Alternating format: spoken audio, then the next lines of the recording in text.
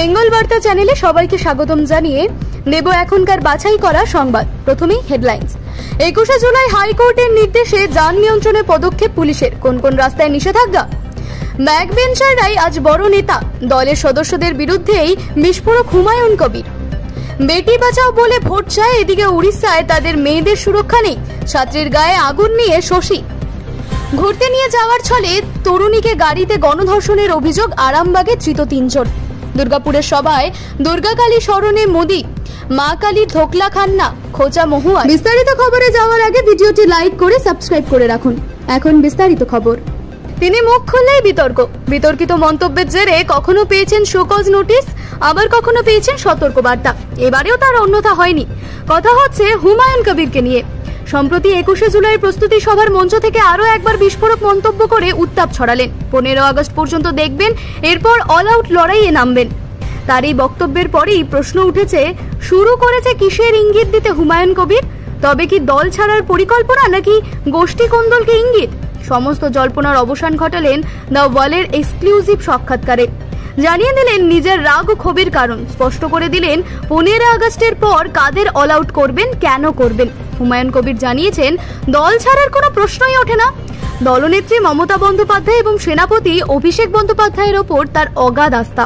তার ওপর নেত্রীও আস্থা রয়েছেন বলে তিনি মনে করেন। তার ক্ষোভটা কাদের ওপর প্রশ্ন করতে অকপটে জানালেন, ক্ষোভের নিশানায় রয়েছে তারই দলের অন্য সদস্যরা, যাদের বেশ কিছু কর্মকাণ্ডে তিনি তিতিবিরক্ত।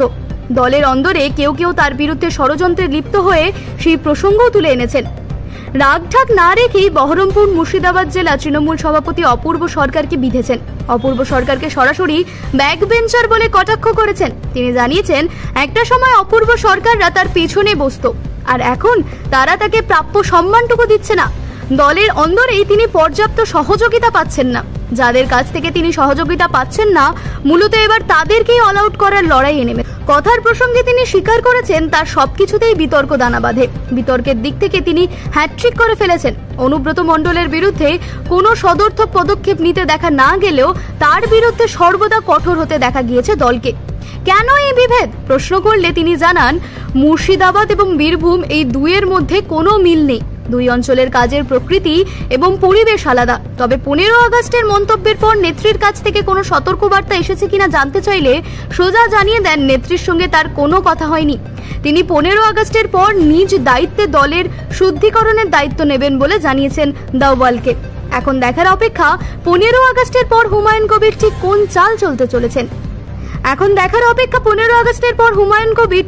চাল চলতে চলেছেন। 21শে জুলাই ধর্মতলায় তৃণমূল কংগ্রেসের শহীদ দিবস ঘিরে ইতিমধ্যে কলকাতা পুলিশের প্রস্তুতি তুঙ্গে। শুক্রবার হাইকোর্ট নির্দেশ দেয়, ওই দিন সকাল 9টা থেকে 11টার মধ্যে শহরে যাতে কোনো যানজট না হয় তা নিশ্চিত করতে হবে। আদালতের সেই নির্দেশ মেনেই এবার রাস্তায় কড়া ট্রাফিক বিধিনিষেধ আনছেন লালবাজার শহরের পুলিশ কমিশনার মনোজ বর্মা। শুক্রবার একটি বিজ্ঞপ্তি জারি করে জানান, সোমবার ভোর 4টে থেকে রাত 9টা পর্যন্ত একাধিক গুরুত্বপূর্ণ রাস্তায় যাত্রীবাহী গাড়ির ওপর নিয়ন্ত্রণ থাকবে।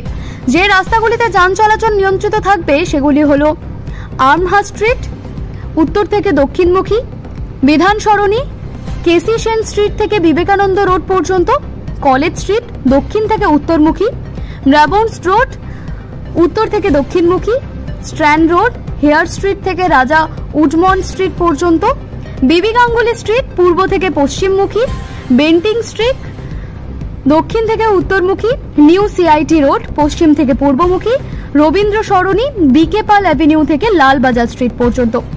পণ্যবাহী গাড়ির ওপর নিষেধাজ্ঞা। সোমবার ভোর 3টে থেকে রাত 8টা পর্যন্ত শহরে পণ্যবাহী গাড়ি প্রবেশে নিষেধাজ্ঞা জারি করা হয়েছে।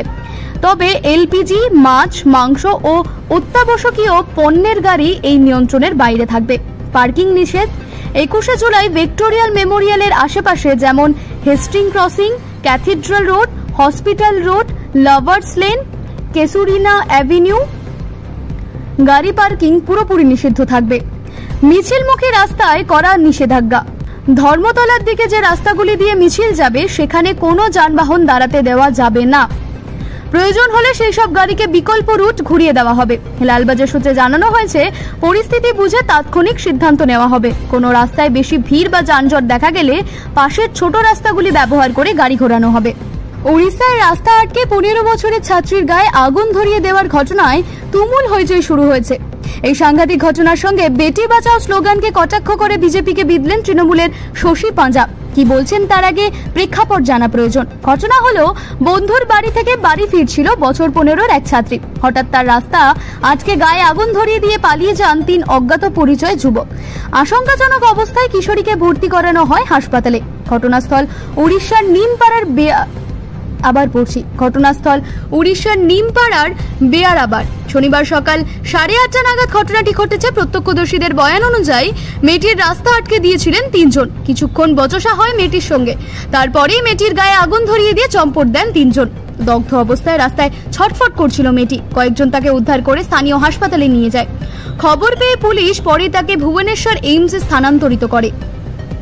শেষ পাওয়া খবর অনুযায়ী মেয়েটির হাত, পা এবং গলা পুড়ে গিয়েছে। শরীরের অন্যান্য অংশেরও বেশ খানিকটা ক্ষতি হয়েছে। সেই নিয়ে শশী পাঁজা বলেন, বিজেপির ডাবল ইঞ্জিন রাজ্য উড়িষ্যার 15 বছরের এক কিশোরীকে প্রকাশ্য রাস্তায় পেট্রোল ঢেলে জ্যান্ত জ্বালিয়ে দিল দুষ্কৃতীরা। মেয়েটা এখন হাসপাতালে মৃত্যুর সঙ্গে পাঞ্জা লড়ছে। এটা বিজেপি শাসিত রাজ্যের বাস্তব চিত্র, যেখানে একটা মেয়েও নিরাপদ নয়।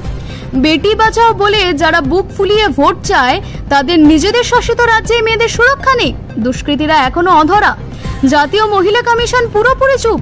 এই দ্বিচারিতার জবাব মানুষই দেবে। আহত কিশোরের পরিবারের দাবি, এক বন্ধুকে বই দেওয়ার জন্য সকালে বেরিয়েছিল সে। বাড়ি ফেরার পথে এই ঘটনা ঘটে। পরিবার বা ব্যক্তিগত শত্রুতার সম্ভাবনা উড়িয়ে দিয়েছে তারা। তাছাড়া প্রণয় ঘটিত কোনো কারণ নেই বললেই দাবি করেছে পরিবার। অন্যদিকে পুলিশ এখনো পর্যন্ত অভিযুক্তদের চিহ্নিত করতে পারেননি। যে জায়গায় ওই ঘটনাটি ঘটেছে সেখান থেকে থানা মাত্র 1.5 কিলোমিটার দূরে। এখনো পর্যন্ত পুলিশের তরফে সরকারিভাবে কোনো প্রতিক্রিয়া নেওয়া হয়নি।